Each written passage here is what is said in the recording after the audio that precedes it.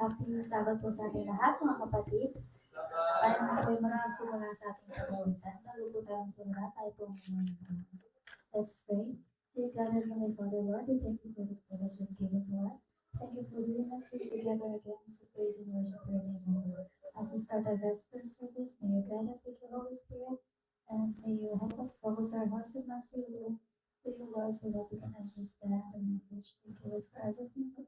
And for these small of us, thank you, praise and I pray.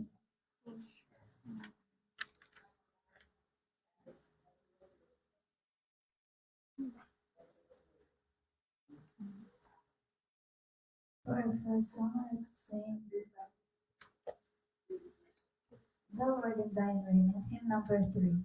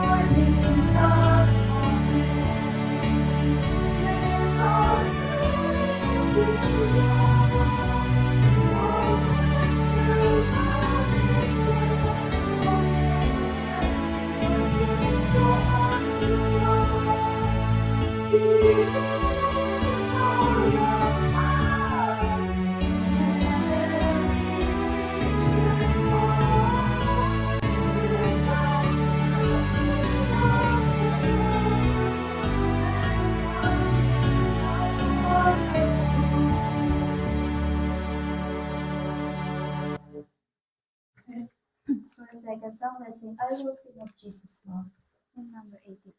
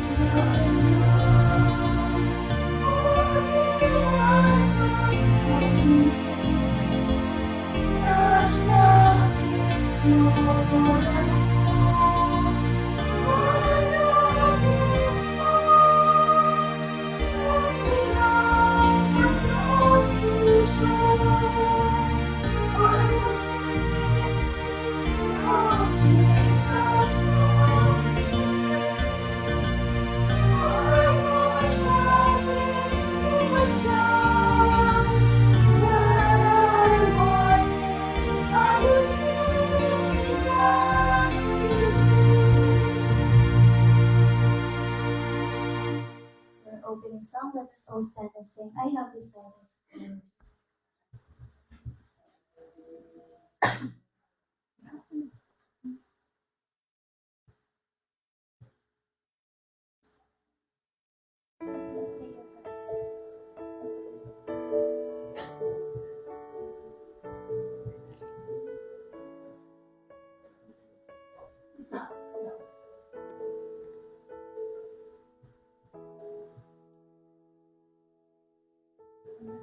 Decided to follow Jesus. I have decided to follow Jesus. I have decided to follow Jesus. No turning back, no turning back. The world behind me, the cross before me. The world behind me, the cross before me. The world behind me, the cross before me. No turning back, no turning back. No one join me, still I will follow. No one join me, still I will follow. No one join me, still I will follow. No turning back, no turning back. Surrender my all to Jesus. I have surrendered my all to Jesus. I have surrendered my all to Jesus. No turning back, no turning back.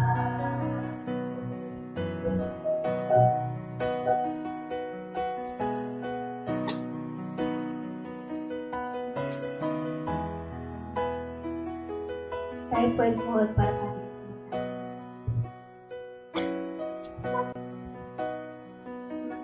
sa mga langit, Panginoon, maraming salamat po sa gabi ito na nakabagtipon-tipon po ulit kami sa inyong bahay-sambahan. At Panginoon, maraming salamat po sa mga biyaya na natatanggap namin araw-araw at ganoon rin po sa pag-iingat namin sa amin sa buong hapon. At Panginoon, ako rin pong dinadalangin yung mga kapatiran na papunta pa lamang po dito sa inyong bahay-sambahan. Pakiingatan niyo po sila na makarating po sila ng ligtas dito sa bahay-sambahan. At akin din pong nilalapit, Panginoon, ang aming speaker ngayong gabi na si Sis Christine Padiglio. Naway gabayin niyo siya at ang lahat ng kanyang sasabihin ay hindi po galing sa kanya, kundi po galing po sa inyo, Panginoon. At naway ito po ay magagamit namin sa aming pang-araw-araw na pamumuhay at maitatak po namin ito sa aming mga puso't isipan. At kung saan po kami nakasala sa isip at sa gawa, ito lamang po ang hiling at dalangin sa Panginoon. Amen. Amen. Lord. Happy Vesper po mga kapatid.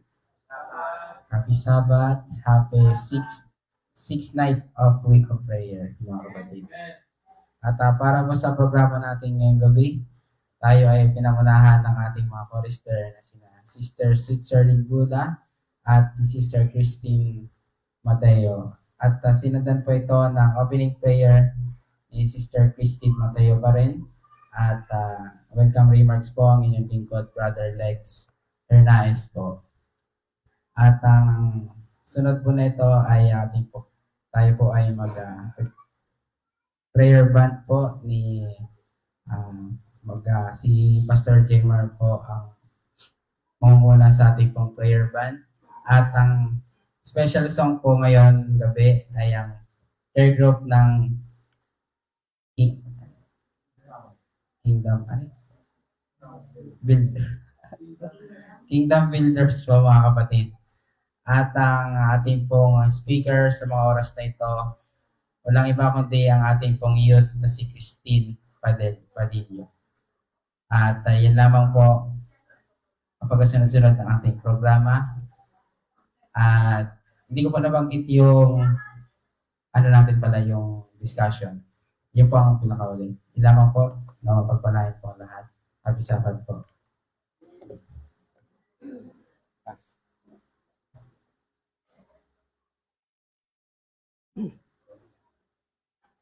Hello. Happy Sabbath mga kapatid. Para po sa atin pong personal prayer, since ito po ang last na daliri natin pong prayer focus, ay ang pinakamaliit, ano ang English to, pinky, hinliliit kung sa Tagalog.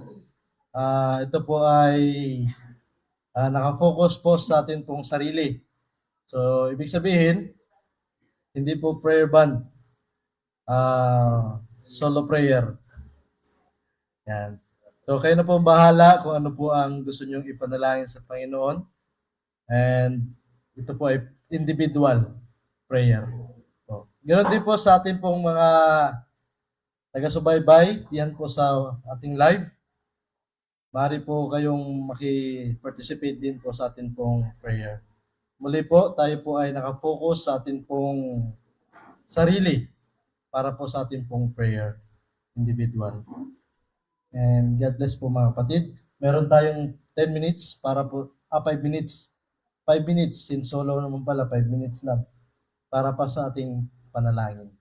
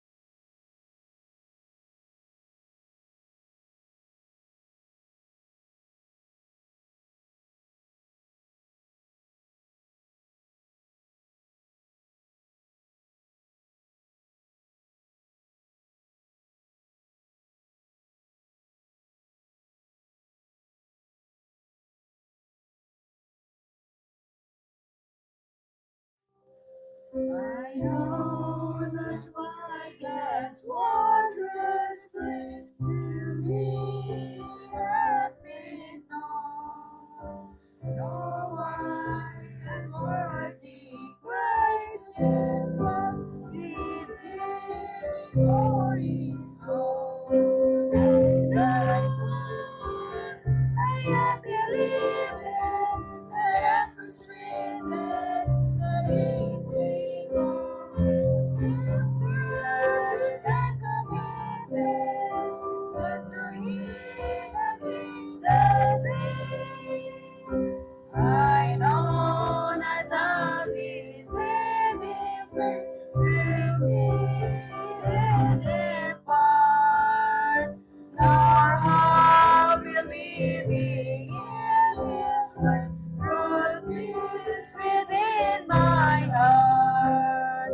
But I know I am believing and I'm persuaded that He is able to give us and commitment unto Him against the day.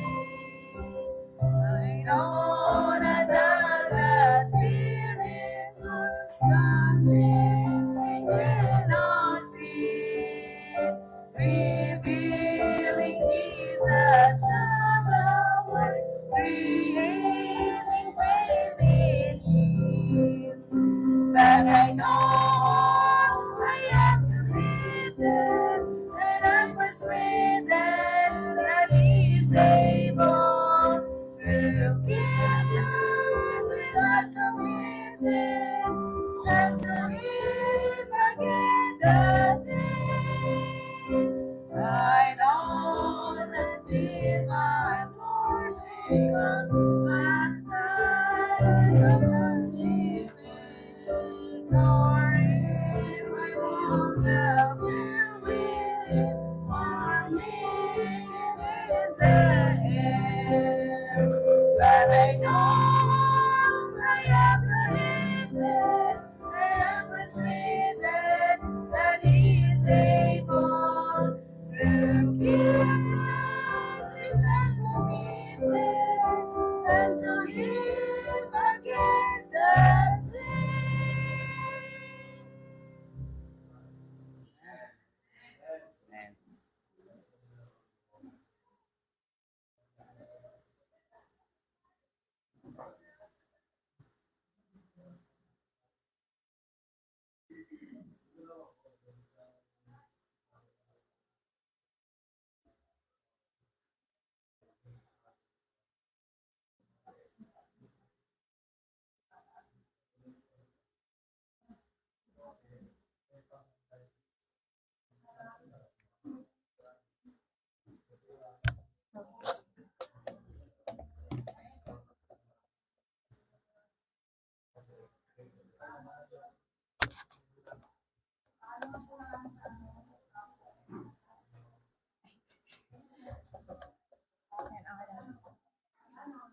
Good evening po mga kapatid.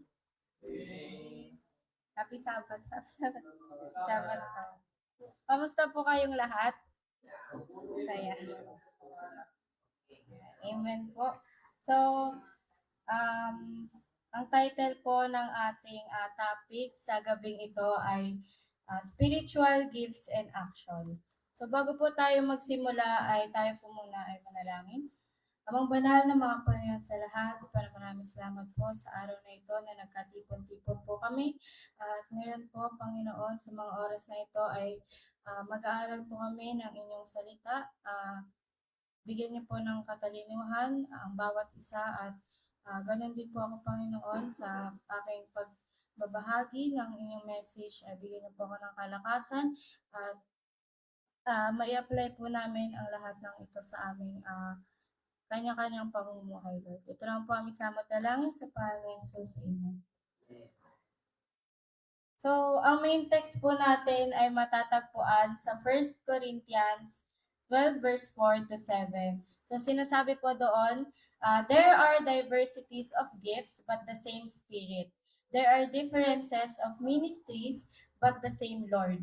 and there are diversities of activities, but it is the same God who works all in all. But the manifestation of the Spirit is given to each one for the profit of all. So, this part of the Bible po mga kapatid is sinulat siya ni Paul para turuan yung mga tao na kahit na iba-iba tayo, is we belong to one body and God gives each of us a purpose. So mga kapatid, nandito po tayo ngayon hindi dahil sa chance or sa coincidence. So you are here for a purpose. So maaring may nag-imbita po sa inyo or napadaan ka lang or sinadya mong dumalo. Pero ano man yung dahilan natin, mga kapatid, ay pinayagan ng Diyos na narito ka ngayon. At kapag ang isang tao ay lumapit kay Kristo at tinanggap ang kanyang kapatawaran, nagbabago ang kanyang buhay at ang kanyang purpose. So sabi po sa Ephesians 2 verse 10, "For we are His workmanship, created in Christ Jesus for good works." So ibig sabihin po, hindi lang tayo niligtas ng Diyos para makarating sa langit. So niligtas niya tayo para magkaroon ng mission. At para matupad yung mission na yon, binigyan niya po ang bawat isa ng spiritual gifts. So every believer has spiritual gifts. So minsan iniisip po ng ibang tao na wala naman akong special ability. Pero malinaw ang sabi ng Bible na lahat po ng Kristiyano ay merong spiritual gifts. So sabi sa 1 Peter 4 verse 10, "As each one has received a gift, minister it to one another." So hindi po sinabi na some believers. So sinabi po sa Bible na each one. So bawat isa po sa atin ay naka-receive po ng gift. So kung tinanggap mo si Jesus sa iyong buhay, is binigyan ka po niya ng gift. So ano po ba yung spiritual gifts na yon? So yun po yung special abilities na ibinibigay po ng Holy Spirit para palakasin ang church, pagpalain ang ibang tao, and ipalaganap po yung gospel or yung message niya. So, hindi po ito simpleng talent lang, pero minsan maaari pong mag-align yung talent at yung spiritual gift. Pero yung spiritual gift po kasi is empowerment siya ng Holy Spirit. So, mga example po ng spiritual gifts, so matatagpuan po natin siya sa Romans 12 verse 6 to 8. So, doon binanggit po yung mga iba't ibang gifts. So, teaching, leadership, giving, encouragement, mercy, and service. So, ibig sabihin po, ang bawat isa po sa atin, meron pong iba't ibang gifts na ibinigay ang Panginoon. Pero lahat po tayo ay merong isang layunin or purpose. Ayun ay to serve others and glorify God. So, spiritual gifts are given for the benefit of others. So, sabi po sa main text, the manifestation of the Spirit is given to each one for the profit of all. So, pansinin niyo mga kapatid, dun sa main text na yon, hindi siya sinabi para sa sariling kapakinabangan lang natin, kundi para sa kapakinabangan ng lahat. So, hindi po siya binigay sa atin para sa pride, sa recognition, or sa competition. Binigay po siya sa atin para sa service. So, love is the foundation. So, kung wala pong love, walang value yung gifts na ibinigay sa atin ng Panginoon. So, makikita natin yon sa 1 Corinthians 13. So, maaari pong mahusay kang magsalita, magaling kang magturo, or magaling kang mag-lead. So, pero kung walang pag-ibig yon, mga kapatid, sabi sa Bible, wala yung halaga. So, paano ba natin malalaman kung ano ba yung spiritual gifts natin? So, ang pinakauna po, pinaka-importante sa lahat ay ang prayer. So, sa buhay po natin, prayer is one of the most powerful thing na meron po tayo. And mahalaga po ang prayer sa ating buhay. So para malaman natin kung ano ba yung spiritual gifts natin or yung purpose natin, pwede po tayong mag-pray or humingi ng guidance sa Panginoon. Sabihin po natin na, "Lord, ipakita mo sa akin kung paano mo gustong gamitin ang buhay ko." Step 2, identify your passion. So yung passion po, ito po yung mga bagay na gusto nating gawin or yung mga nagpapasaya sa atin. So, pwedeng makita yung spiritual gifts dito. So, for example po, yung, ah, kung kayo po ay teacher, so pwede nyo magamit yung spiritual gifts na yon sa pamamagitan ng pagtuturo. So, hindi lamang po sa church natin to pwedeng magamit, kundi pwede rin po sa school, sa work, or kahit sa bahay lang, ay pwede na nating makita ang spiritual gifts na ibinigay sa atin ng Diyos. So, step 3, try different ministry. So, minsan natatakot tayo na mag-try ng iba't ibang ministry kasi baka ma-judge tayo or pagtawanan tayo. Pero wag po tayo matakot kasi minsan doon po talaga natin makikita kung saan ba talaga tayo gustong gamitin ni Lord. So, tandaan po natin na God does not always call the qualified. He qualifies those He calls. So, sometimes we think, hindi ako magaling, hindi ako ready, and mas may qualified pa sa akin. So, but this message reminds us that God doesn't look for the most talented. He looks for the willing heart. Then He will teach, guide, and strengthen you along the way. So, baka may ilang bagay din po na dapat nating iwasan in using those spiritual gifts. So, unang-una po ang pride. So, wag po nating isipin na lucky ang church dahil nandito ako. So, lahat po ng gifts natin ay galing sa Diyos at hindi sa atin. So, number 2, misuse of gifts. Ang church sa Corinth ay maraming spiritual gifts, pero nagkaroon sila ng problema dahil mali ang paggamit nila ng gifts. So, pwedeng gamitin natin ang yung gifts na yon mga kapatid sa maling paraan. So, pwede tayong magpasikat or ginagamit natin yun para sa sarili or hindi siya ayon sa gusto ng Panginoon. So, dapat gamitin natin siya para makatulong at makapaglingkod, hindi para sa sarili. So, number 3, neglecting your relationship with God. So, minsan sobrang busy tayo sa ministry na nakakalimutan natin yung relationship natin with God. Pero ang ministry na walang relationship kay God ay mauuwi sa burnout. So, naalala ko po dito yung kwento ni Mary and ni Martha. So, nung time po na yon is nandun po si Jesus and kasama niya po yung mga disciples niya. And si Martha sobrang busy niya sa pagsiserve, sa paghahanda, habang si Mary nandun lang siya sa tabi ni Jesus na nakikinig. So, si Martha nag-alala siya na bakit siya lang yung kumikilos, bakit hindi tumutulong si Mary. So, sabi ni Jesus na mas mahalaga daw yung pinili ni Mary ang makinig at makasama siya. So, ibig sabihin mga kapatid, hindi din naman mali yung pag-serve. Pero mas importante pa rin ang time with God. So, kahit saglit lang, basta meron tayong personal time with the Lord. And spiritual gifts and spiritual growth. So, kapag ginagamit natin ang spiritual gifts natin, lumalago po tayo spiritually, lumalago po ang church, and mas maraming tao ang nakikilala si Jesus. So, sabi po ni Ellen G. White, all men do not receive the same gifts, but to every servant of the Master, some gift of the Spirit is promised. So, ibig sabihin, hindi po pare-pareho ang gift natin. Pero lahat po tayo ay may bahagi sa gawain ng Diyos. So, isipin po natin yung katawan ng tao. Di ba marami pong parts yon?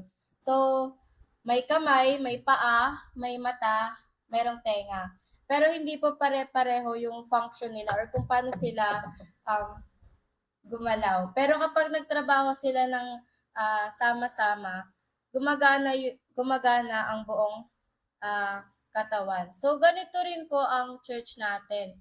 So, ang bawat isa ay merong unique role. So, kahit may iba-iba tayong ginagampanan or ng spiritual gifts, ay meron naman po tayong isang purpose. Ayun ay to glorify God and tulungan yung ibang tao na mas makilala siya and mas mag-grow pa sila spiritually. So, mga kapatid, tandaan natin ito na lahat ng believers ay merong spiritual gifts. Number 2, ang lahat ay ibinigay para paglingkuran ng iba. And ang gifts ay dapat gamitin para sa glory ng Diyos. So, hindi tayo tinawag ng Diyos para maging spectators lang sa church. Tinawag niya tayo para maging participants or makibahagi din sa mission. So, ngayon gusto ko pong tanungin kayo and magkaroon ng reflection sa inyong sarili. So, handa po ba kayong hanapin ang spiritual gift na ibinigay ng Diyos sa inyo? Gamitin ang gift na iyon para sa kanyang gawain. And maging partner ng Diyos para sa pagligtas ng mga tao. So, tandaan po natin na hindi kailangan ng Diyos ang tulong natin para iligtas ang mundo. Pero iniimbitahan niya tayo na maging bahagi ng kanyang gawain. So, sabi sa 1 Corinthians 12 verse 7, the manifestation of the Spirit is given to each one for the profit of all. So, bago po ako bumaba, ay tayo po muna ay manalangin. Amang banal na mga pariyan sa lahat, maraming salamat po sa message na narinig po ng bawat isa. Panginoon, maraming salamat din po sa mga spiritual gifts na ipinibigay niyo po sa bawat isa sa amin. Tulungan mo po kami na matuklasan or malaman and gamitin po ito sa inyong kalwalhatian. At tulungan niyo din po kami na maging instrument sa ibang tao and may pakita po ang inyong pagmamahal sa kanila. At maitatak po namin ito sa aming puso't isipan at may apply po namin ito sa pang-araw-araw po namin na pamumuhay. Ito lang po ang isama talangin sa Panginoon Jesus. Amen.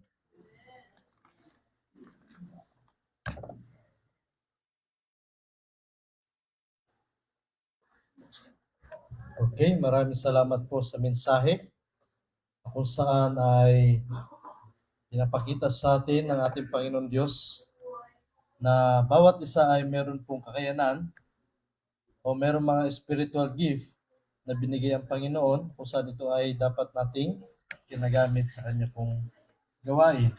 So ngayon po ay meron tayong 20 minutes. Tama ba? 20 minutes, 15. 15 na lang. 15 minutes para po sa ating group discussion. At ito po ay ating ito po yung mga questions na ating pong pag-uusapan sa ating pong mga grupo. Siguro ay apat sa isang grupo. Ayan.